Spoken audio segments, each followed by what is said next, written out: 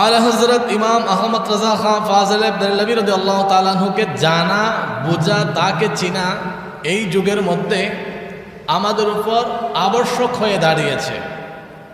কারণ আল্লাহ রাব্বুল আলামিন সূরা লুকমানের 15 নং আয়াতে বর্ণনা করেছেন, ওয়াত্তাবি' সাবিলা মান আনাবা ইলাইয়া, ওয়াত্তাবি' তোমরা অনুসরণ করো, সাবিলা এমন রাস্তা, এমন ব্যক্তি, এমন প্রতিষ্ঠান, এমন আলেম ওলামা, এমন মুজাদ্দিদ যাকে অনুসরণ করার মাধ্যমে, যার সাথে সুসম্পর্ক রাখার মাধ্যমে, যার সাথে নিসবত রাখার মাধ্যমে মান আনাবা ইলাইয়া, তুমি বান্দা আমি আল্লাহ পর্যন্ত পৌঁছে যাবে।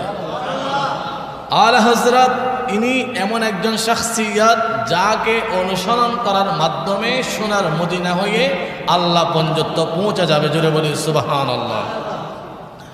এই আয়াত